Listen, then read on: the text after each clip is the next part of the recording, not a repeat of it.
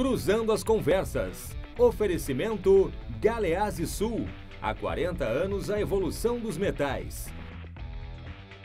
Associação dos Oficiais da Brigada Militar e do Corpo de Bombeiros. Defendendo quem protege você. E Badesul Desenvolvimento. A gente dá valor para o Rio Grande crescer. Cruzando as Conversas no ar aqui na RDC TV, eu sou Guilherme Macalossi. Nosso programa sempre a partir das 22 horas e 15 minutos, trazendo para vocês os temas do momento, os assuntos que impactam na nossa sociedade.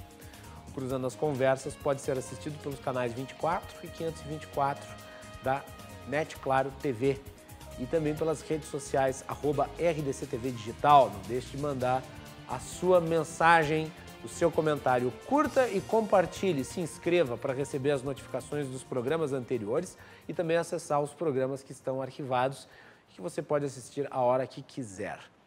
O Cruzando as Conversas é um oferecimento da Associação dos Oficiais da Brigada Militar e do Corpo de Bombeiros, defendendo quem protege você. De Galeazzi Sul, há 40 anos, a evolução dos metais. E também de Badesul Desenvolvimento. A gente dá valor para o Rio Grande crescer. Hoje nós vamos falar sobre política. Depois de vários dias na semana passada de polêmicas envolvendo Jair Bolsonaro, teve o episódio aí da jornalista da Folha de São Paulo, a declaração do general Heleno, resposta do presidente da Câmara, Rodrigo Maia, e em virtude da declaração do Bolsonaro sobre a jornalista da Folha, chegou até a se aventar, que na minha opinião não faz sentido, a possibilidade de um processo de impeachment contra ele. Eu vi a manifestação do Miguel Reale Júnior, que foi um dos autores do pedido de impeachment da Dilma Rousseff, dizendo que sim, o Bolsonaro poderia sofrer um processo de impeachment em virtude da sua declaração por quebra de decoro, o que é uma questão tanto quanto controversa. Dá para se debater se de fato é quebra de decoro, e nós vamos tentar analisar todo esse contexto também, a questão política geral do governo Bolsonaro. Teve recentemente trocas aí na estrutura do governo, o Onyx Lorenzoni saiu. Nós fizemos um programa na semana passada especificamente sobre isso, mas nós vamos voltar, porque afinal de contas não terminou ali a análise do problema, da notícia. Nós tivemos aí a troca dos ministros, o Onyx Lorenzoni saiu da Casa Civil, foi para o Ministério da Cidadania, o Osmar Terra saiu da Cidadania, voltou para a Câmara dos Deputados e no lugar do Onyx Lorenzoni na Casa Civil entrou o Braga Neto, que é general da ativa do Exército, Agora ele é o ministro da Casa Civil. Para falar sobre esse assunto, eu convidei o César Day, que é secretário do Movimento Parlamentarista Brasileiro e também está no movimento Nova Política. César, bem-vindo novamente, depois de um bom tempo aqui no programa. Boa noite. Boa noite, obrigado pela oportunidade de estarmos aqui e debater esses assuntos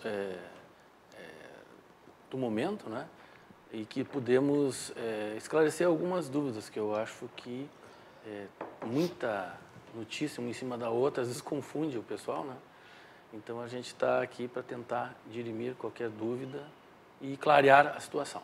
Muito bem.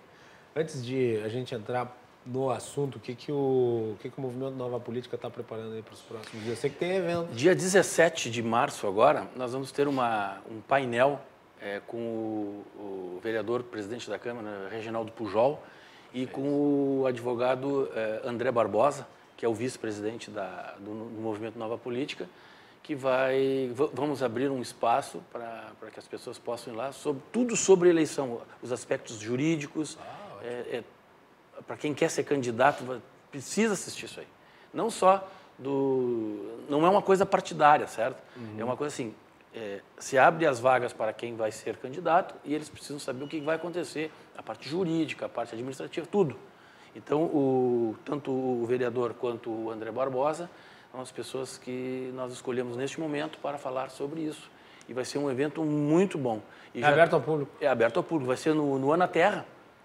Lá na Câmara? Lá na Câmara dos Vereadores, Vai ser às 19 horas do dia 17. Cai numa terça-feira, se não me engano. Muito bem. Até lá a gente vai voltar a tratar do assunto. Voltamos, certo? Mas eu gostaria de parabenizar aí tanto o Movimento Nova Política, em que eu já, inclusive, palestrei em Caxias do Sul, uma ocasião, uma palestra polêmica, diga-se de passagem. É verdade, eu estava lá.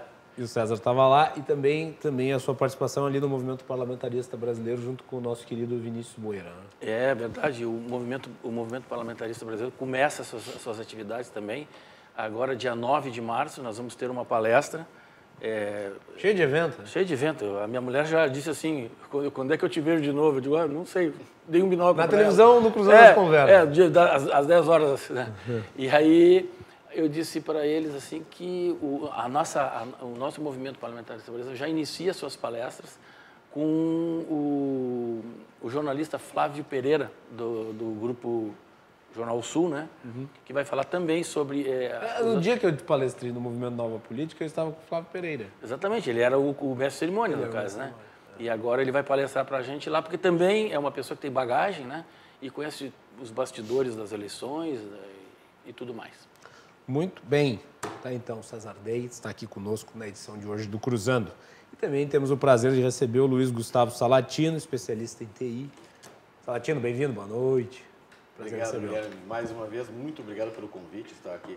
A última vez que o Salatino esteve aqui foi bem movimentado, né? Foi, nós falamos sobre o Sérgio Moro, né? Foi um bom programa aqui. Foi um bom programa, foi bastante esclarecedor. E hoje vamos de novo aí conversar sobre o governo Bolsonaro, né? A aliança também, podemos falar do general Heleno, dessas declarações polêmicas aí da semana passada, essas coisas todas. Deixa eu te perguntar do Aliança. Teve um evento aqui em Porto Alegre recentemente, na semana passada. Sábado, né? Cheio de gente ali. Foi sábado, né? O deputado Bibo, o Sanderson, o deputado Zucco, Bia Kicis, estavam uma série de pessoas importantes, o Ademar, né? E vai sair o partido ou não? Olha, as notícias que nós temos são as seguintes. No caso, o partido é o Aliança pelo Brasil. A Aliança pelo Brasil. Que é o partido do Bolsonaro. A quantidade de assinaturas para o apoiamento, das 492 mil assinaturas, parece que já foram alcançadas. Mas o partido, a coordenação, através do secretário-geral Ademar, a orientação é de que nós não devemos parar com a coleta, né, de modo algum. Nós queremos extrapolar os números, e até porque pode existir algumas invalidações de algumas assinaturas, né? Então tu tem que ter uma gordura relativamente grande para poder atingir essas 500 mil, quase 500 mil assinaturas aí. Eu acho que vai. Qual que é o prazo, Salatino? Início de março ali é um prazo para apresentação dessas assinaturas, né? Mas abril para consolidação do partido para que ele possa concorrer em 2020, ainda este ano, né? E dá tempo de organizar o partido? Criar o partido, organizar o partido? Difícil. Eu vou usar as palavras do secretário Ademar. Nós não faremos nada de forma apressada e precipitada. É preferível ter um partido organizado, feito em cima de uma gestão qualificada e prepará-lo bem para 2022. Este é o foco principal, 2022, reeleição de Jair Bolsonaro. Já estão nessa vibe? Já estamos nessa vibe. Eu acho que é importante, né?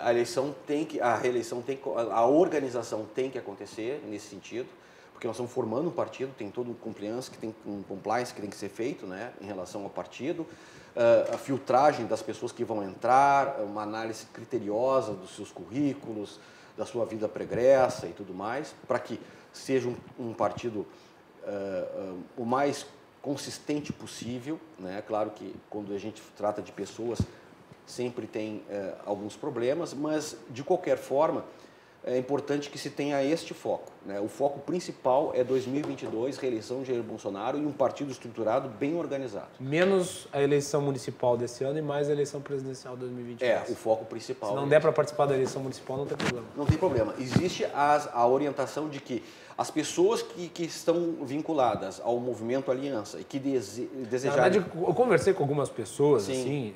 Estamos fugindo um pouco da temática do programa, mas acho que é importante, porque afinal de contas é a criação de um partido relevante, que é o partido do presidente.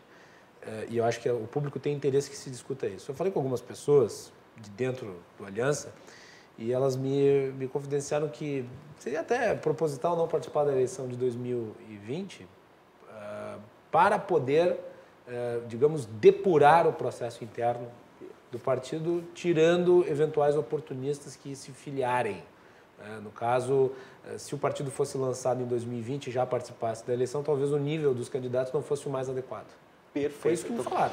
E eu concordo, e é exatamente essa a orientação.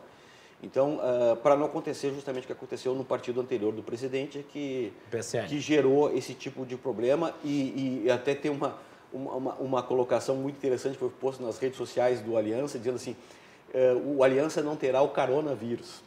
Eu gostei dessa. O coronavírus. Não terá coronavírus, né? O coronavírus não vai ter, que foi um exemplo do que aconteceu no partido anterior, e o nosso foco principal justamente é esse. Né?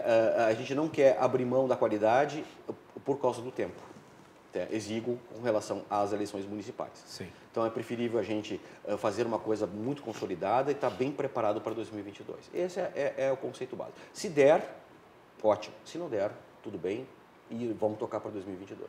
Muito bem. Vamos entrar no nosso assunto principal, que é essa questão envolvendo o Bolsonaro. O presidente se meteu numa série de polêmicas aí na semana passada, e uma delas, e talvez a principal, tenha sido essa com a jornalista da Folha de São Paulo, depois da manifestação do Hans River na CPI das fake news. Na minha opinião, aquela CPI é um circo ridículo, patético. Tem até palhaço, né? Tem palhaço mesmo, e palhaço de fazer a gente sentir saudades do Tiririca, sabe? Uma coisa assim, medonha. Medonha. A falta de nível de quem participa daquela CPI. Mas, infelizmente, ela está aí, custando dinheiro, tempo e as atenções de todo mundo.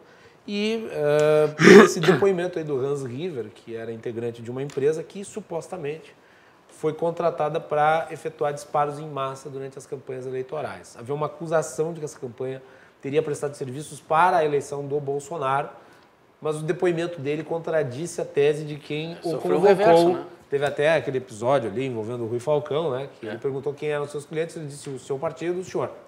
Na cara e daí dura, o Rui Falcão não conseguia nem falar. Nem falar, né? E eu acho que isso ficou um pouco escamoteado diante da repercussão do caso sexual. Eu acho que o presidente cometeu o erro, na minha avaliação, em virtude da guerra que ele vem travando com a imprensa, de dar muito foco a isso, que é a questão do suposto oferecimento de sexo em troca de informações, e não se centrar naquilo que, de fato, é relativo ao caso, que é as mensagens em massa sendo disparadas por outras campanhas. Depois da manifestação do Hans River, teve o dono da Iacons, o nome? Iacons, da empresa. O nome da empresa, Iacons. Lindolfo Antônio, o nome dele. Ele foi lá e confirmou, ou pelo menos confirmou, não, mas pelo menos ele deu depoimento exatamente na mesma linha. Né? Ele subscreveu o que foi falado pelo Hans River. Eu gostaria da avaliação de vocês desse episódio todo e da fala do Bolsonaro aí, que depois, numa daquelas suas coletivas improvisadas na saída do Palácio Planalto, aí fez uma observação também de cunho sexual em relação a jornalista, e daí todo mundo caiu em cima dele. Na minha avaliação, nesse particular, com razão. Mas eu gostaria da avaliação de você, César. Bom, desde que Bolsonaro se candidatou à presidência do Brasil, é importante se dizer que ele sofre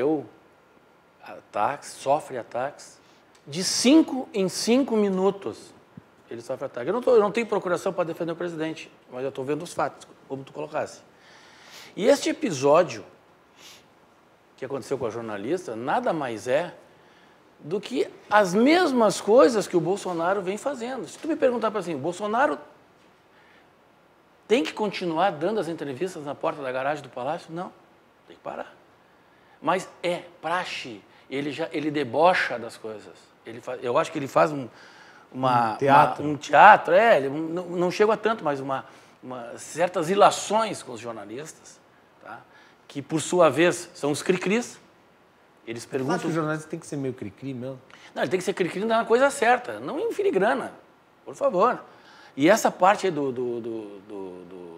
que o Bolsonaro falou da jornalista, concordo, não precisava. Não precisava ter lançado mão dos dizeres que ele fez na hora. Feito trocadalho. Mais ou menos. Mas o que eu acho Todo mundo sabe que este veículo no qual esta moça, essa jornalista trabalha, é um veículo era e vezera sempre contra o governo Bolsonaro, ou sempre contra o Bolsonaro e sua família. Existe outra grande rede de comunicação que todos nós conhecemos, que de 5 em 5 minutos, se um dos programas dessa rede falaram por exemplo, fugindo um pouquinho do assunto, do patrulhamento do Cid Gomes com a reta escavadeira, que lançaram que a culpa daquilo ali, daquele tiro, que não está bem contado, ninguém vai tomar tiro e tem pulmão perfurado, 5 minutos depois está dando entrevista em televisão. Deixa para lá. Bom, mas aí eu acho que tem que se tomar cuidado também, porque teve gente que questionou a facada no Bolsonaro. Não, mas aí cada caso é um caso. Eu não vou desconfiar da equipe médica do hospital. Não estou desconfiando, estou dizendo que é interessante, só estou falando isso. E que, infelizmente, essa rede já estava linkando todo e qualquer caso, aquele respeito do Cid Gomes lá, do tiro, que a culpa era do Bolsonaro. Inclusive o Ciro Gomes deu entrevista, está aí na internet para todo mundo ver. Mas isso é o irresponsável. Ele é o irresponsável, mas não interessa, ele é um cara público. Ele tem que ter respeito, ele tem que ter posicionamento. Ele é um cara que estava postulando a vaga de presidente do Brasil. Era para esses caras que ele estava querendo, que o povo queria dar o cargo de presidente. Ele queria, ele vende alma pro diabo, vende o que quiser. Ele meteu o pau no Lula, cara, que é o cara que ele foi ministro. E agora, irresponsavelmente, ele vem acusar o Bolsonaro. Inclusive chamou de canalha o Bolsonaro, o canalha maior, e toda a sua família. Se tem problema, a justiça que resolva, não cabe a ele falar. Então, assim, no caso da jornalista, acho que o presidente poderia ter segurado um pouco. Mas, de maneira nenhuma, isso pode envolver ou provocar um impeachment, um processo de impeachment. Eu acho que isso é uma bobagem. Muitas outras coisas... Até o Alcolumbre, que é o presidente do Senado, disse que era página virada. O Alcolumbre, eu estou preocupado com o Alcolumbre e com o Maia, viu? Estou muito preocupado. Estou muito preocupado porque eles estão governando para o Centrão e para eles. Tá na internet aí que eles estão chantageando o presidente, querendo administrar uma verba de 30 bilhões. Do orçamento impositivo. Isso aí é um problema, cara. Isso é um problema. Não, sabe que o orçamento impositivo, o Eduardo Bolsonaro votou a favor do orçamento impositivo. Mas né? aí ele, inclusive, comemorou, dizendo deixa que era ele lá. uma vitória do Deixa legislativo. lá. O Eduardo Bolsonaro é deputado. Eu estou falando do presidente que precisa governar, precisa tocar esse país, cara. Eles dois têm uma relação próxima. Isso o Bolsonaro, o pai que se entenda com o Bolsonaro filho. Se fosse o Bolsonaro, eu faria... Eu acho até que ele está fazendo, mas eu faria melhor. Eu ia muito mais me distanciar deles e fazer o meu governo para tocar o executivo. O executivo depende, nós estamos num sistema presidencialista, embora não concorde, seja falho, mas é o que temos, e nós temos que respeitar os ritos da coisa. Então, há de se fazer uma negociação com a Câmara e com o Senado, e não está acontecendo isso. É isso. No particular, em relação ao que tu disseste sobre processo de impeachment em virtude da declaração, eu vou dizer aqui com todas as letras, porque eu sou muito claro nas minhas posições. Eu considero a declaração do Bolsonaro em relação a jornalista uma boçalidade. Acho que foi uma coisa desnecessária, uma agressão que sim, de alguma maneira, fere o decoro do cargo. Acho que o presidente não tem que se portar dessa forma. Mas um pedido de impeachment é uma coisa complexa, eu acho que causaria um estardalhaço muito grande e não há clima. Não há clima político para pedidos de impeachment neste momento. Né? E outra, existe até mesmo uma argumentação jurídica que poderia livrar o presidente até mesmo de uma circunstância de apresentação de processo de impeachment com base neste motivo, visto que o presidente não pode ser investigado por atos estranhos à sua função. E o ataque à jornalista da Folha de São Paulo seria um ato estranho à sua função, portanto não poderia se enquadrar como um crime de responsabilidade ou até mesmo um ato em relação a decoro. É uma teoria, eu acho que é um debate interessante até de se fazer de qual é o limite, mas de qualquer modo não há clima para impeachment. Eu acho que o presidente tem que ser censurado no sentido da postura, claro, mas eu acho que não pode se espetacularizar a coisa a ponto de se colocar a legitimidade de um governo eleito com a votação que teve tão rapidamente em xeque porque o presidente resolveu ofender uma jornalista. Mas, Guilherme, aí cai naquela história... história... eu acho inadequado, mas aí, não tem que fazer isso, mas... Aí cai naquela história que existe a maior rede de nós vamos sair comunicação... que o cara fala... mas a maior rede de comunicação do Brasil, ela não está impeachmentando o Bolsonaro, mas ela de 5 em 5 minutos, ela está metendo o pau em tudo que ele fala. Inclusive isso.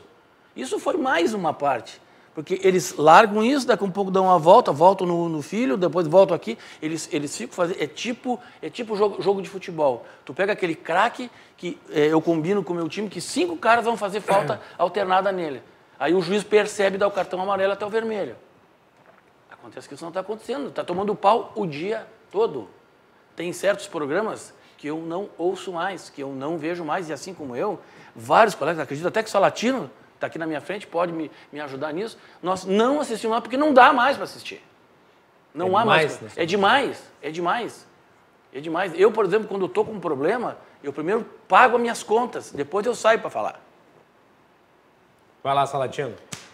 Olha, César, é um prazer estar contigo aqui. Prazer Guilherme. nosso.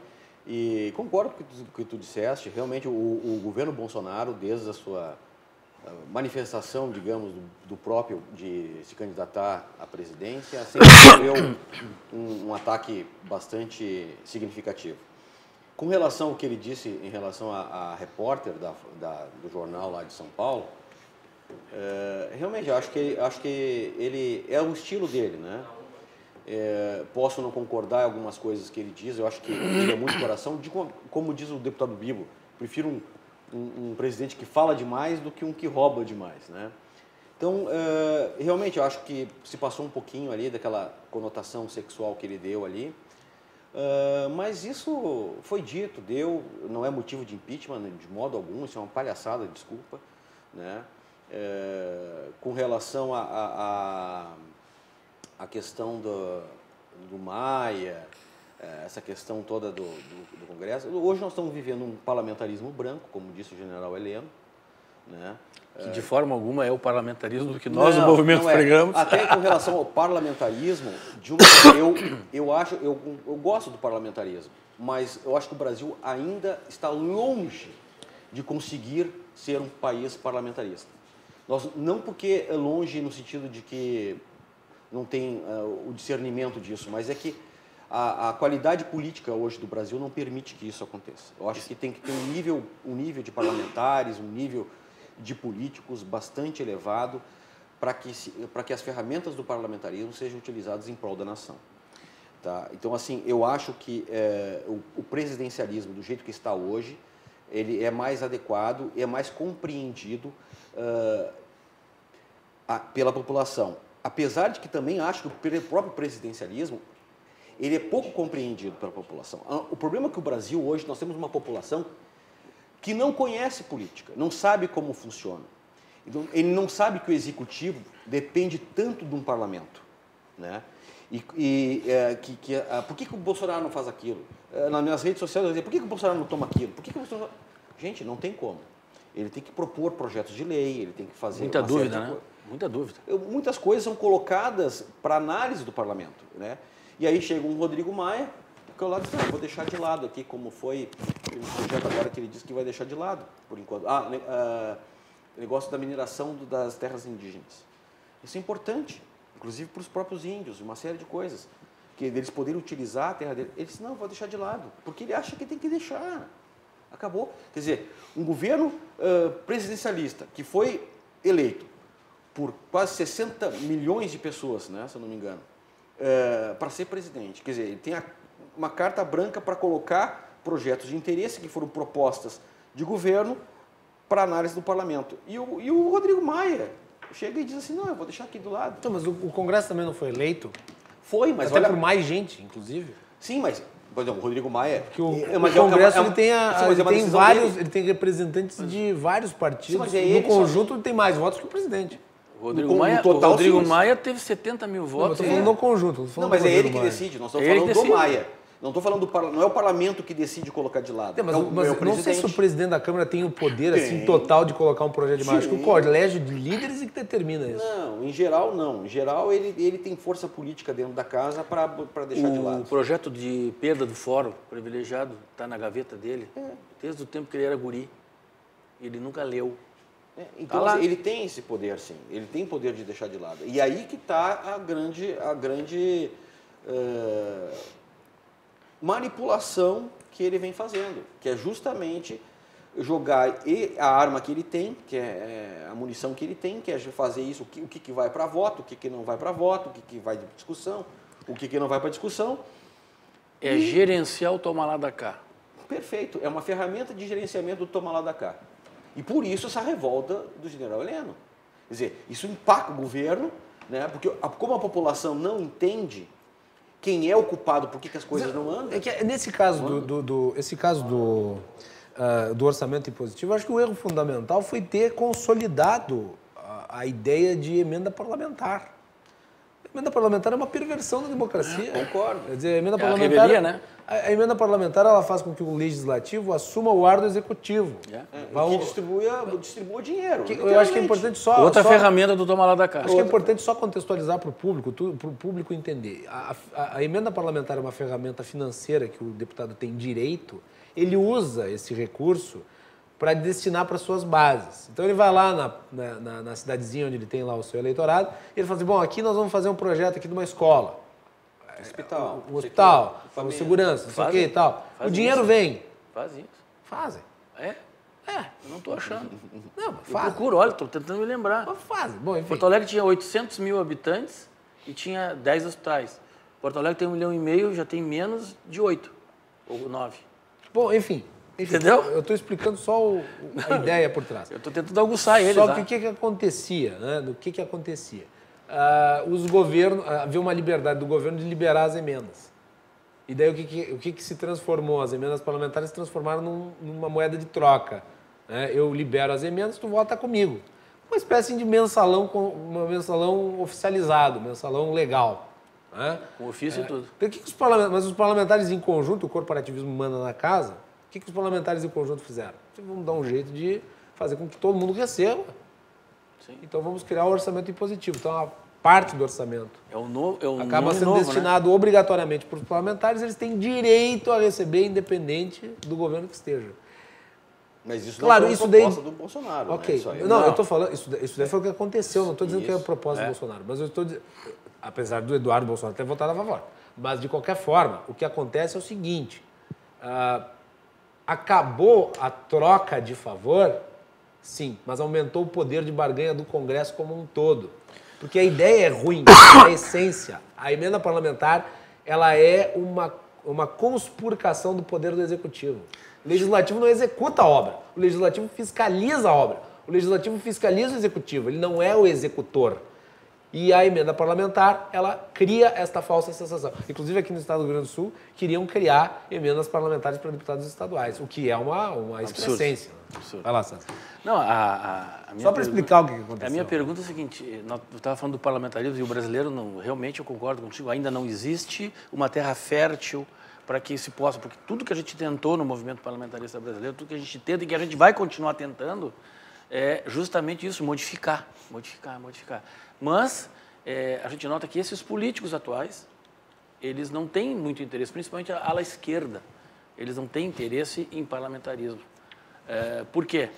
Porque justamente isso que o Guilherme falou, vai ser separado as coisas, vão ser separados. Se separar, eles vão realmente fazer o que tem que fazer, fiscalizar, observar, fazer leis, enquanto o Executivo vai executar. E vai ficar só assim, vai ser aprovado ou não, vai ser certo ou não. Em relação ao Brexit na Inglaterra, olha o exemplo. Um governo parlamentarista, né?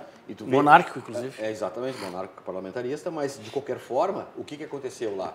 A esquerda trabalhista deu uma levantada nos últimos anos, na Europa em geral, e deu essa desmontada lá do Brexit, essa briga de Brexit, vai, não vai, cai um, cai o ministro, cai o outro, vem outro, quer dizer, Quer dizer, imagina isso. Mas no desgasta. Brasil. Mas Desgasta. Imagina isso uma no parte Brasil. do Partido Conservador também não queria o Brexit. Era, sim. era a sociedade, uma parte do Partido Conservador que queriam. É. A parte do Boris Johnson queria, Sim. a parte do James Cameron não queria. Perfeito. James Cameron é o diretor. James Cameron é o diretor. Quem que era? o Esqueci o Cameron, nome. mas era Era Cameron. antes da Theresa May, né? Antes da Theresa May. Então, mas na verdade, eu digo, o que eu quis... Mas de qualquer modo, na última eleição parlamentar lá na Grã-Bretanha, na Inglaterra, o Partido Trabalhista queria ir contra a decisão popular. Eles queriam, inclusive, Exato. apresentar um novo referendo, fazer um novo plebiscito. É para tu ver como a esquerda, fora da nossa aqui... Só vamos voltar para o Brasil depois disso. Tá. Vai lá, vai. Não, conclui. Eu queria só, a única coisa que eu quis falar isso é assim, no sentido de que, mesmo num parlamento que, teoricamente, é mais estruturado, se conversa mais, tem um processo já conhecido a longa data pela população e gera confusões, imagina. Quer dizer, imagina isso no Brasil, do jeito que é. Salatina, né? o que envolve muitos interesses pessoais, muitas vezes, um parlamento como o nosso. O que eu quero dizer em relação ao nosso movimento, que é o único que tem no Brasil, tem 21 anos, inclusive, é um movimento principalmente cultural. Tu vê, tu vai no Canadá, tu tem primeiro-ministro, tu vai na Inglaterra, tu vai em vários outros países. O único presidencialismo que realmente funciona e é muito parecido com o parlamentarismo é nos Estados Unidos. Sim, porque, diferente. Claro, porque lá é outro a federação sistema. é para valer, o presidente tem poderes limitados. É que funciona as coisas, né? Então, aqui no Brasil precisaria mudar muito também da cultura, que é um dos nossos objetivos a partir desse ano. É tentar incutir a ideia, explicar, tentar levar para mais pessoas o que vem a ser o parlamentarismo. Mas vamos voltar ao teu assunto. Vamos voltar aqui ao assunto. Eu acho que é importante nós tratarmos disso, que é essa questão política envolvendo o governo, que muitos estão dizendo aumenta o isolamento do governo, por assim dizer, né? Já que não há uma base. Não há uma base. O governo não tem uma base, ele optou por não ter uma base. Um toma lá da cá, quer dizer, montar uma base estruturada pelo toma lá da cá. Isso não teve. Não tem. Eu estou dizendo, mas uma base não tem, quer dizer, não existe um grupo de parlamentares de múltiplos partidos que se dizem, nós somos o governo organizado. Sim. Né? Isso se dá porque o governo optou por não distribuir cargo, não fez isso, ok? Houve um corte geral, né? De verbo em tudo que é canto. Ok, ele não fez isso. Vamos lá, teve uma notícia na semana passada também relativa aos governadores dos estados, né? Foram 20 governadores que assinaram uma carta aberta no último dia 17 reclamando dessas declarações do presidente Jair Bolsonaro. As reivindicações têm relação com o desafio feito pelo presidente para a retirada do imposto sobre os combustíveis. Além disso, os governadores questionaram as falas de Bolsonaro com relação à morte do ex-capitão da Polícia Militar do Rio de Janeiro, Adriano da Nóbrega. A questão tributária sobre ICMS, né? Principalmente na questão dos combustíveis. O presidente também está em conflito com os governadores? Eu acho que não. Também acho que não. Na verdade, os governadores é que estão fazendo balbúrdia nisso aí. E esses governadores que fizeram essa carta... Não, são 20 governadores.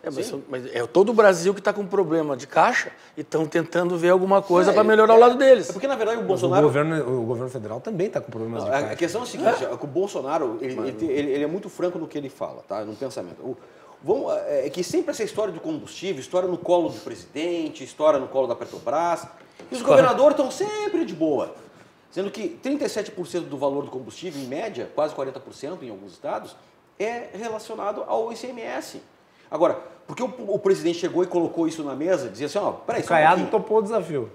Tá vendo aí, ó, o Caiado... Tem mais um lá no norte também. Que é mais fácil, governador de estado novo e tal. Tá, mas chegou e disse assim, sim, imagina se o de Minas Gerais, Cara, o Leite jamais vai abrir mão do imposto isso aí do ICM, não, mas é importante que ele tenha jogado isso aí assim, dessa forma, na mesa, para que a população se discuta, porque na hora de pagar ali pro frentista o dinheiro, tu pensa no Petrobras, tu pensa no presidente, e não é isso. Tu pensa no grande, né? Tu pensa no grande, o culpado que está pagando esse valor aqui é o presidente, e não é, entende? Então, assim, é importante colocar isso na mesa, para que se discuta. Aí, o que acontece? Obviamente, tipo assim, os governadores reagiram assim, descobriram que é nós que temos um ICMS de 40% em cima do combustível.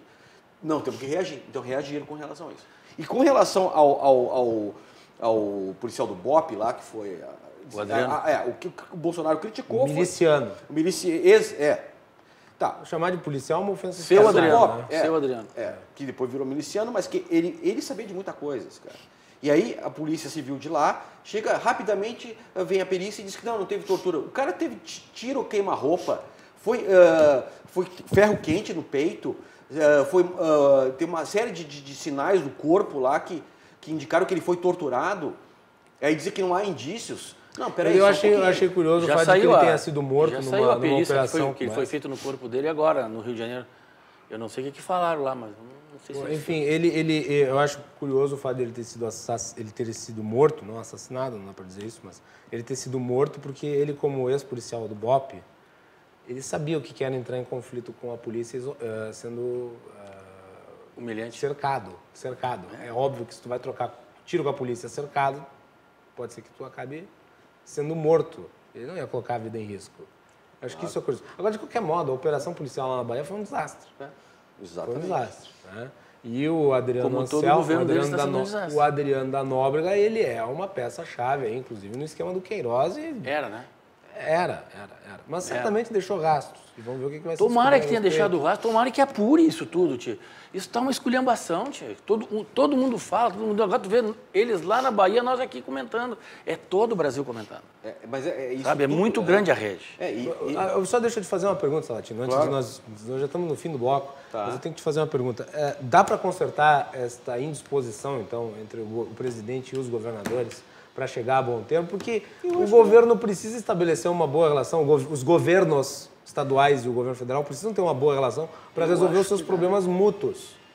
Inegavelmente precisa. Teve uma coisa, Guilherme, só fazer uma parte. Logo que começou esse caso aí do ICM, tu anda em Porto Alegre, tu vê preço de gasolina, 4,59, 4,79, 4,69, enfim. Estou falando Porto Alegre, não posso falar para fora porque tem distorções muito grandes de preço, enfim, fala Porto Alegre. Ali na região de Portão está 4,30. Pois é, eu vi 4,16 na tua região. Mas deixa eu ver aqui, ó. Eu fui falar com um rapaz que eu coloco gasolina no posto dele há muitos anos. E eu vejo que ele é a gasolina mais barata da Zona Sul de Porto Alegre. A gasolina dele, no débito ou no dinheiro, está 4,39. Ele faz 3 dias que ele botou para 4,39, estava 4,49. Aí eu cheguei para ele e disse assim, vem cá, me explica, já que está dando essa bronca toda com o ICM, tu deve pagar ICM, todo mundo paga ICM, né? Eu queria saber como é que tu faz para conseguir baixar o preço da gasolina. Ele chegou assim, simples, César. Eu quando estava com preço alto, eu vendia 7 mil litros de gasolina por dia. Simplesmente, depois eu comecei a baixar e ter um pouquinho menos de lucro, ou um negócio melhor que eu fiz para pagar o preço da gasolina, eu consegui baixar, ou seja, eu estou ganhando na quantidade, eu estou vendendo 2 mil litros a mais, ou seja, ele está vendendo quase 10 mil litros de gasolina por dia. Não é pouco, mas ele trabalhou o preço dele.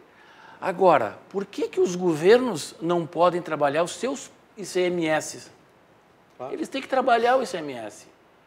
Claro, segundo o que eu tenho, parece que representa 18% da arrecadação do Estado, o ICMS nos combustíveis, certo? Uhum.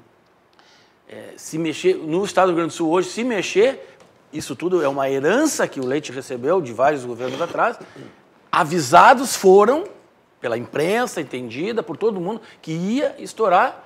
Aí o que o Leite faz? Faz uma reforma dos funcionários lá, do quadro de carreira, está mexendo num monte de coisa para poder negociar com o governo federal e ter uma vantagem e poder sobreviver. Mas se mexer no ICMS, talvez o nosso governador e o próprio Estado possa arrecadar mais. Sim. Não digo tirar todo o ICM. Tira aí, se o ICM é 18, quanto é que está o ICM direto no consumidor? Não lembro. A majoração está mais alta aqui no Estado. Né? Tá, pelo menos até o fim do ano. 12? 25%. Bom, sei que baixe para 20%. Entendeu? Enfim. Tu já vai ter um impacto legal. Salatino, respondendo a minha pergunta sobre a relação com os governadores. Eu acho que... As pessoas olham assim, o governo está em conflito com o Senado, em conflito com a Câmara e agora com 20 governadores. Não, eu acho que não tem conflito. Na verdade, o Bolsonaro deu uma puxada forte na corda aí para gerar essa discussão. né? Os governadores reagiram, obviamente, não querem meter a mão no bolso, não querem que tenha... Essa discussão é ruim para eles, porque descortinou uma questão que a gente já falou aqui com relação ao ICMS. É importante que a população saiba disso, que existe, claro. Eu mesmo já fiz propaganda na internet mostrando como é que é composto o valor do combustível. Então, é importante que essa discussão seja feita. O Bolsonaro coloca as coisas na mesa de uma forma muito franca, honesta, e coloca isso, é a verdade pura e simples, e acabou. Então, eu acho que é aquela coisa, eles vão ter que engolir essa parada aí, vão ter que sentar na mesa para discutir em relação ao ICMS. Esse é um dos propósitos desse governo liberal econômico, que é tirar do poder do Estado, menos impostos, mais livre comercialização, mais livre comércio. Então, é um governo que caminha para esse lado e eu acho que tem que tocar para frente isso aí mesmo. Eu acho que tem que... Senão... Olha só, o ser humano, em geral, ele não sai da zona de conforto, a não ser que tu coloque em xeque-mate uma série de coisas.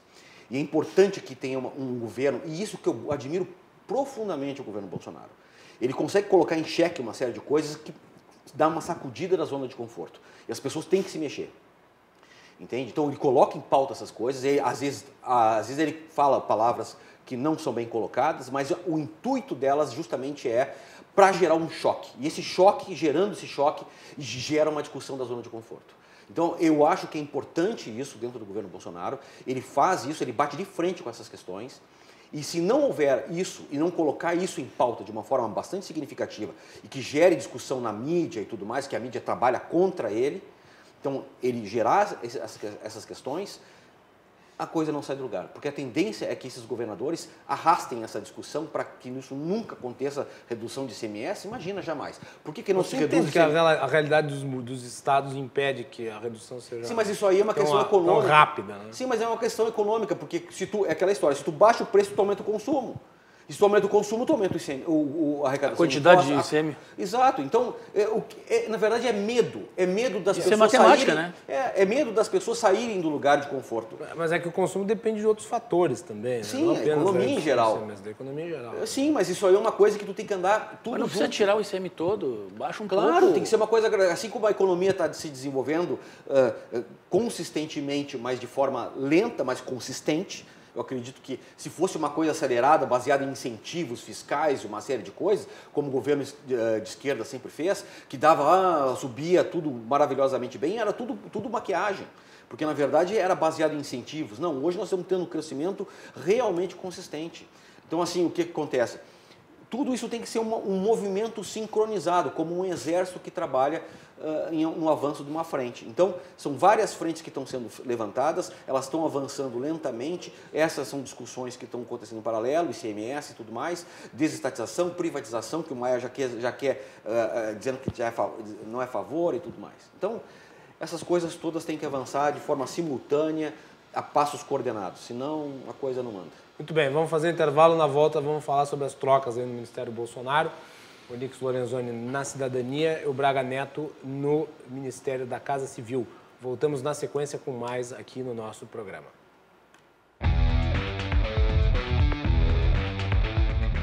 Cruzando as conversas. Oferecimento Galeazzi Sul. Há 40 anos a evolução dos metais. Associação dos Oficiais da Brigada Militar e do Corpo de Bombeiros, defendendo quem protege você. E Badesul Desenvolvimento, a gente dá valor para o Rio Grande crescer. Cruzando as conversas de volta nesse segundo bloco, nosso programa é um oferecimento da Associação dos Oficiais da Brigada Militar e do Corpo de Bombeiros, defendendo quem protege você. Também da Galeazzi Sul, 40 anos da evolução dos metais. E Badesul Desenvolvimento, a gente dá valor para o Rio Grande crescer. Você acompanha o nosso programa através do nosso site, também das redes sociais, @RDCTV Digital e pelos canais 24 e 524 da Claro Net TV. Hoje no programa nós temos o César Day, que é secretário do Movimento Parlamentarista Brasileiro, também integrante do Movimento Nova Política, e o Luiz Gustavo Salatino, especialista em TI. Estamos falando sobre o governo Bolsonaro. Houve trocas no governo Bolsonaro, algumas delas negadas, né? peremptoriamente. O Onyx Lorenzoni, que já vinha, né, tendo aí a hipótese disso aí, estava desgastado, né? Saiu e até o último momento todo mundo negou. Não vai sair, não vai sair, não vai sair, não vai sair. Até falei com algumas pessoas, né, que são próximas ao ministro, dizendo, não estamos sabendo de nada. Já estava, inclusive, demitido. A carta pronta. Demitido não, exonerado da função e transferido para outro. Salatino, como é que tu viu aí essa mudança, principalmente do Onyx Lorenzoni? Por que ele saiu? Não, eu acho que o governo Bolsonaro ele tem autonomia total para fazer essas alterações. Como qualquer empresa, né, um presidente de uma empresa, um CEO, ele vai trabalhar com as peças que ele tem e colocar elas nas funções que ele acha que mais importante. A saída do Terra, ele fez alguns anúncios dizendo que não iria aceitar que pessoas utilizassem cargos do executivo para campanha eleitoral e tudo mais, né? Então, a saída do Terra, essa movimentação do Onyx para essa Secretaria da Cidadania e a entrada do Braga Neto no lugar do Onyx, eu achei que é uma questão estratégica dele, né? Eu acho que, obviamente, ele não estava 100% satisfeito com aquela posição, né? Às vezes o cara consegue jogar mais pela direita do que no centro. Eu nunca vi o Onyx Lorenzoni como um articulador. Ele nunca teve. Pois é, eu te confesso que eu também. O Onyx ele sempre foi um sujeito muito combativo, né? Ele sempre foi o cara da porrada, né? Ele sempre teve à frente CPI, não sei o que e tal. Exatamente. Convenhamos, pela postura dele, ele nunca teve bom trânsito entre os partidos. E ele nunca teve uma boa relação, inclusive, com integrantes do DEM, no caso do Rodrigo Maia. Eles são de alas distintas no DEM. Por exemplo, exatamente. O Rodrigo Maia foi o cara que defendeu a junção do DEM com o PTB. E o Onyx Lorenzoni e o Ronaldo Caiado foram os grandes críticos disso. Perfeito. Né? Então, eu acho que o fato de ele estar no Ministério da Casa Civil desempenhando essa função, na realidade, não contribuiu para a melhor efetividade dele. Talvez ele seja mais efetivo como ministro no Ministério da Cidadania do que como ministro no Ministério da Casa Civil. Eu concordo contigo. Eu acho que... Eu acho também. Porque ali não é uma função... Ali é uma função mais de gestão e menos de organização política. Exato. E eu não acho que o Onyx Lorenzoni tem um perfil de articulação política. Não tem. Ele teve um ano, né? E a gente percebeu que houve uma relativa pouca movimentação nesse sentido, né? Acho que nos primeiros 6 meses até houve um movimento relativamente grande, mas a partir de junho, julho ali, ficou muito silencioso. E ele não tinha nem paciência. Inclusive, teve uma ocasião aqui que ele veio aqui a Porto Alegre, a gente teve um quebra-queixo, né? Só para quem não conhece o jargão jornalístico, quebra-queixo é aquela entrevista assim, né? Chega no cara e enfia o microfone na cara. E ele estava lá e tal, e era engraçado ver que ele não tinha muita paciência para aquilo. Inclusive, eu notei que ele fazia assim, quando estava respondendo as perguntas, ele puxava o ar, olhava para cima e contava até 10 mentalmente e daí respondia. Deus me ajuda. Ele não tinha paciência para isso. Eu acho que foi boa substituição. Mas eu acho que o fato negativo da substituição do Onyx Lorenzoni é que ela demorou demais. E eu acho que no processo, de alguma maneira, ele foi fritado. Mesmo talvez não sendo a intenção do presidente, mas o desgaste de se trazer sempre o boato de que ele vai ser demitido, de que ele vai sair, de que ele vai perder o cargo, né? O enfraquecimento da Casa Civil a partir da metade do ano passado, quando as funções de articulação passaram definitivamente para a Secretaria-Geral de Governo. Acho que isso tudo, né, tirou um pouco o prestígio que o Onyx Lorenzoni tinha, e eu acho que é importante ressaltar, o Onyx Lorenzoni foi um dos primeiros entusiastas da campanha do Jair Bolsonaro. Quando o Jair Bolsonaro estava começando a querer ser candidato a presidente, o Onyx Lorenzoni bancava. Dizia, não, ele é o nosso candidato, ele tem que ser candidato. Ele foi um dos primeiros apoiadores do Bolsonaro. Eu não acho que ele tenha tido um tratamento justo no governo. Eu não acho que ele tenha tido um tratamento justo no governo. Mas, de qualquer forma, assim, toda a mexida, ou vamos dizer, não vou dizer demissão, mas todas essas mudanças gera, né? Não adianta, por mais que tu saia, tu seja demitido de uma empresa, por mais que tu seja demitido, dispensado, digamos assim, de uma empresa e de uma forma elogiosa e tudo mais, só falando muito bem de ti e tudo mais, deixando as portas... É sempre ruim, né? Não, por mais que se suspeite, mas de qualquer forma, eu acho que o Bolsonaro está no direito dele. Pode ter sido tarde demais, pode ter sido tarde demais, pode ter sido cedo demais. Eu acho que ele tem uma visão privilegiada ali para poder tomar a decisão na hora certa. Eu acho que foi o momento certo dele fazer. Já começa o ano agora, né? Um novo ministro. Um novo ministro. Foi dado um prazo de 1 ano para ele. Rodrigo Maia gostou da alteração. Ele disse que o Braga Neto é um grande cara.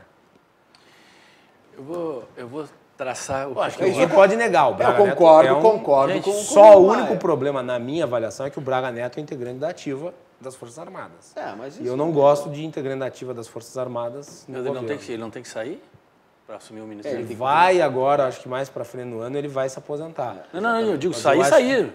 Pedir as contas. Não quero, eu estou aqui agora. Deveria. Que nem fez o Moro, né? Mas deveria. Bom, enfim, não sei como é que funciona essa parte administrativa. Não gosto disso. Agora, em relação, já me metendo, né? Vai. Em relação a essas mudanças no Ministério, eu acho que o Bolsonaro é um cara muito inteligente. Para mim, um Bolsonaro, para burro, passa longe. Ninguém que chega na presidência é burro. Não. Talvez a Dilma. Não, a Dilma chegaram ela. Não é. A Dilma chegaram ela. Lula eu discordo. É que a Dilma chegaram ela e tinha o cacife do Lula. Isso. No tempo que eles não achavam que o Lula era ladrão. Mas enfim, deixa pra lá. Lula é inteligentíssimo. Ele é ignorante, isso sim, é diferente. E o Bolsonaro é um cara muito inteligente.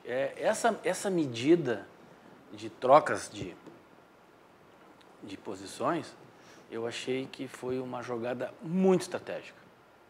Muito estratégica. Por quê?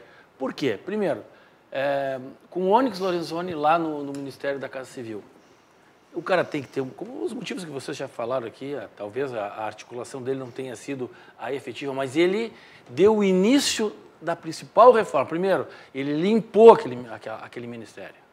Foi o Onyx que fez, não foi o Braga Neto, foi ele. Limpou, ajeitou, botou as coisas no lugar. Mas agora, todos os ministros fizeram, o Van Traub também, com relação à educação. Mas eu estou falando que a posição de ministro-chefe da Casa Civil, que é o cara que tem que estar muito mais próximo do presidente do que o Onyx estava. E o Braga Neto, sim, eu acho que vai fazer essa função com maestria e acho também que vai ser mais austero. Eu acho que o Braga Neto tem um perfil de articulação muito melhor do que eu não sei, eu só sei, eu não vi nada. Agora, manter o Onyx na cidadania foi uma grande estratégia, não porque ele vai assumir o Ministério da Cidadania, porque ele vai jogar o que estava, o nome dele, o Osmar Terra, lá para dentro do Congresso, para fazer articulação lá dentro, porque o Osmar Terra tem livre trânsito, é um cara bom, pelo que eu sei, é um cara que trabalha muito bem nessa parte. Aliás, eu convidei o Osmar Terra para uma entrevista aqui no programa e vamos ver quando é que é possível. Mas é muito bom, é um cara, para mim assim, tem gente, o cara saiu do ministério para voltar a ser deputado, mas ele foi eleito para deputado, ele sabe ser deputado, ele sabe trabalhar aquele negócio. Ter ido para o ministério é que é a exceção, não o inverso. Só o único detalhe que eu acho que é importante falar em relação ao Osmar Terra é que ficou aquele porém sobre o contrato. Acho que isso, inclusive, precipitou a queda dele ou afastou do governo, porque houve um contrato ali que foi firmado pelo Ministério da Cidadania que havia sido questionado pelo Tribunal de Contas e o presidente, inclusive, chamou o Osmar Terra para esclarecimento. Acho que isso desgastou um pouco a relação entre os dois. Assim como a viagem do assessor do Onyx também desgastou ele, né? Também. Mas depois foi reempregado, né? Mas saiu de novo. Saiu de um cargo de 18 mil para ganhar um de 16. E saiu para não ganhar nada agora. Ele saiu? Saiu, ele não está mais. Mas ele saiu, ele não está mais. Não está mais. Que bom. Porque era um absurdo, né? Claro. Quer dizer, o cara é punido por ir para a Índia, quer dizer, ele não tinha um salário suficiente para ir para a Índia. Mas com 16 mil, talvez ele tivesse o suficiente para ir para outros lugares, não sei. Talvez para a Disney, junto com as domésticas. É que esses caras aí, eu vou te dizer, são umas filigranas que começam a explodir e começam a queimar um monte de gente. O Maia só viaja com o avião da VAB, cara. É o campeão. É o campeão. Campeão. E ninguém diz nada, ninguém fala nada contra. Eu divulguei essa informação, ele é campeão. Eu sei. E aí? Aí o teu ministro, nosso ministro da Economia, que é o Paulo Guedes, para mim é um cara gênio, porque ele trabalha muito bem, pediu desculpas para as empregadas domésticas. Fez certo, claro. Demorou. Mas demorou. Mas não interessa, o cara é culpado, o cara é muito ocupado, o cara não tem o tempo que nós temos. Aí o cara foi lá e disse, pau ferro, é assim, não, e vamos continuar assim. O cara tirou o Brasil de deficitário, de tudo que é nível econômico que tu possa imaginar, para positivo. Ah, mas só cresceu 0,1, 0,2, mas o teu governo tu não crescia nada, tu crescia para trás. Como é que é isso? Intervalo. Outro. Para o último bloco. Voltamos na sequência. Cruzando as conversas. Oferecimento Galeazzi Sul. Há 40 anos a evolução dos metais. Associação dos Oficiais da Brigada Militar e do Corpo de Bombeiros. Defendendo quem protege você. E Badesul Desenvolvimento. A gente dá valor para o Rio Grande crescer. Cruzando as conversas de volta para este último bloco. Sempre agradecendo a audiência de todos. O nosso programa pode ser assistido pelos canais 24 e 524 da Claro Net TV e pelas redes sociais @RDCTV Digital. Não deixe de mandar o seu comentário e a sua mensagem. O nosso programa é um oferecimento da Associação dos Oficiais da Brigada Militar e do Corpo de Bombeiros, defendendo quem protege você. Também de Galeazzi Sul, há 40 anos, a evolução dos metais. E Badesul Desenvolvimento, a gente dá valor para o Rio Grande crescer. No programa de hoje, temos aqui o César Day e o Luiz Gustavo Salatino. Estamos falando sobre o governo Bolsonaro. E nós já estamos nos encaminhando praticamente para o encerramento do governo. Praticamente encerramento do programa, meu Deus. Já estamos governando, viu, Salatino? Ainda tem 3 anos pela frente, 2020 só está no início. Primeiro-ministro. E eu gostaria das avaliações de vocês, do que nós podemos esperar aí em termos de projetos. Agora vem a reforma tributária, talvez a reforma administrativa. Dá para recompor aí os apoiadores dentro do Congresso e aprovar esses textos todos que são complexos, Salatino? Eu acho que sim, né? Vamos falar de impeachment, vamos falar de projeto. Não, impeachment.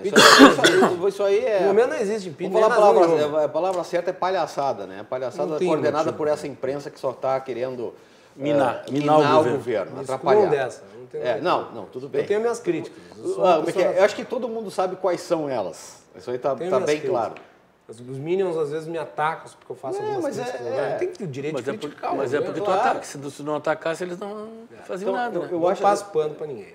Eu acho que o governo, a reforma tributária é fundamental este ano. Né? Tem que se trabalhar isso. Claro que esse poder está na mão do Maia e do Alcolumbre. Né? A gente, como foi o pacote de crime, que foi praticamente esquartejado pelo Congresso, né? É uma lástima isso, quer dizer, agora vão vir outros projetos de lei que vão tentar, de alguma forma, tapar esses buracos ou tirar esses jabutis que foram colocados no pacote de crime. A reforma tributária vai ser uma coisa bastante difícil, né? Essa discussão que foi feita aí com relação ao ICMS, ela também entra nesse pacote dessa discussão. Né? A reforma política ela é fundamental, política partidária também acredito que seja uma coisa importante. Né? Vai mexer em muita coisa e isso aí há muitos interesses nessa questão. E o governo tem que continuar com a questão das privatizações, que o Maia já vem criticando nas redes aí, com relação a algumas privatizações, algumas coisas nesse sentido. Vem a Eletrobras, tem algumas questões aí da... Ele é contra a privatização? Algumas coisas... Mas ele anda meio... Não é contra o modelo que está sendo... Não, ele é contra o seguinte, assim, ó, ele é a favor daquilo que tiver para ele algum benefício, entendeu? Se ele puder usar isso a benefício próprio, ele vai usar. Eu já percebi que dali não vai sair coisas boas se não tiver um porquê para ele, pessoal. A minha opinião ali já é... Ele é corporativista. É, uma pessoa que está apoiando, já chegou dizendo que quer ver o Huck, Luciano Huck, Ciro Gomes e Lula juntos e o... Mas na cadeia, né? Na cadeia, né? Dória, o Huck e Ciro Gomes. O Ciro Gomes numa escavadeira. Junto com o irmão dele? Junto com o irmão dele? Então, olha só, poxa vida, um cara que até fala... acho que o Huck e o Dória combinem, assim, estilo e até visão de mundo. Mas o Ciro Gomes é um Não, pelo amor de Deus. Mas não combinou com os russos. Não combina com os russos. O cara que veio, que está no partido, o presidente da Câmara, falar um negócio desse, e ele está se posicionando totalmente contra o governo, de uma forma descarada. E está usando essa chantagem, ela é evidente. Então, assim, É importante que esse ano essa questão, que haja até uma ascensão do povo em relação a pressionar o Congresso a andar na pauta do governo, porque ficar refém de um cara desses aí, tu vai me desculpar, mas o Brasil está em maus lençóis se a gente ficar com esse cara dizendo o que sai da gaveta e o que não sai da gaveta.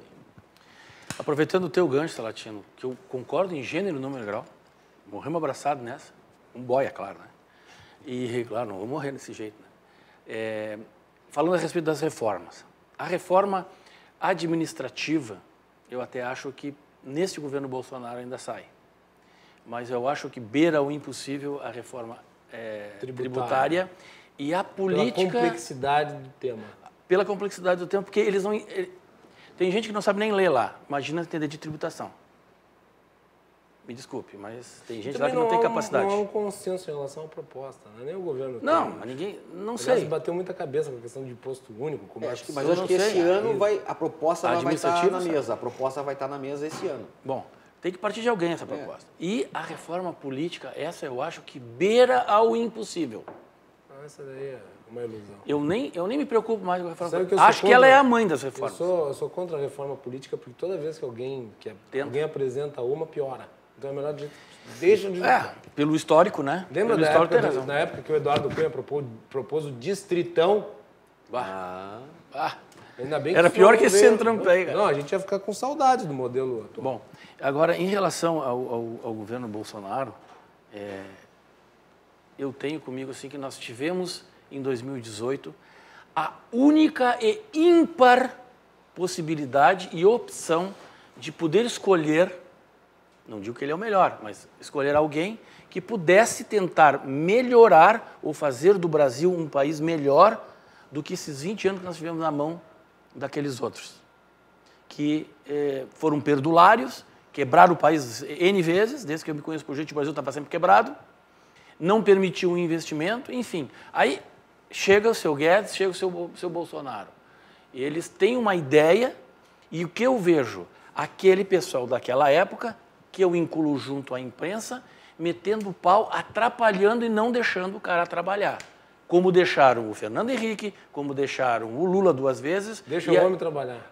Mas eu acho que tem que deixar, tem que dar oportunidade. Eu me lembro que quando eu trabalhava muito naquela época com o público, e o Lula tinha sido eleito, tinha gente que, nós temos que fazer as coisas não funcionarem. Mas não é assim, nós perdemos todos. Nós temos que deixar, temos que termos boa vontade de fazer com que as pessoas entendam que tem que deixar o cara trabalhar. Mas a imprensa, o Congresso e uma parte do Senado, eles acham que atrapalhando, eles vão fazer uma nova base de governo. Não, tá feio para eles. Eles não vão se reeleger. Mas tu não acha que o governo também se atrapalha? Mas é que ele pegou um troço totalmente torto. Então ele vai subir um degrau que está meio quebrado, vai subir outro degrau que já está mais inteiro. Tem que deixar o cara trabalhar, tem que deixar o cara fazer. Tem muitas coisas no governo Bolsonaro que vocês têm que olhar que tá bom. Sim. Agora, eles ficam preocupados com o mimimi, com filigranazinhas aqui. Porque o Bolsonaro falou isso.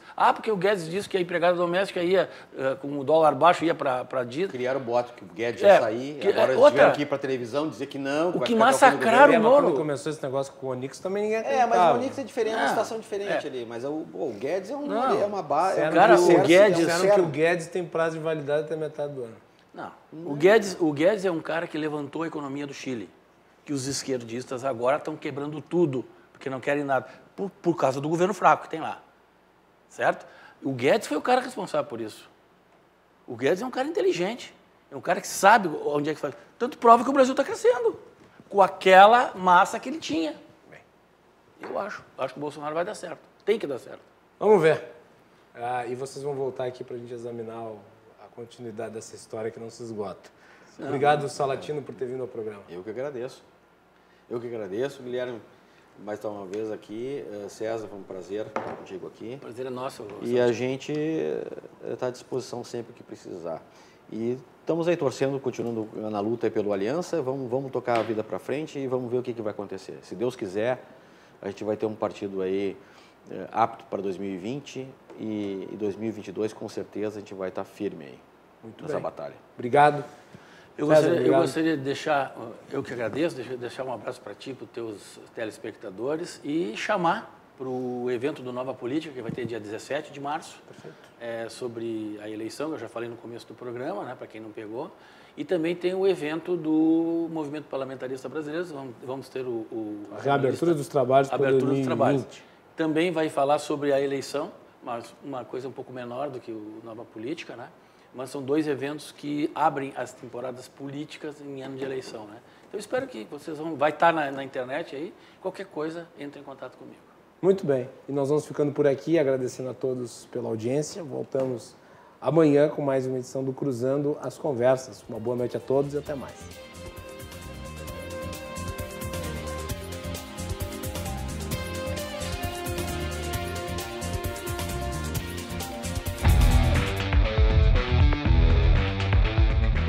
Cruzando as Conversas. Oferecimento Galeazzi Sul. Há 40 anos a evolução dos metais. Associação dos Oficiais da Brigada Militar e do Corpo de Bombeiros. Defendendo quem protege você. E Badesul Desenvolvimento. A gente dá valor para o Rio Grande crescer.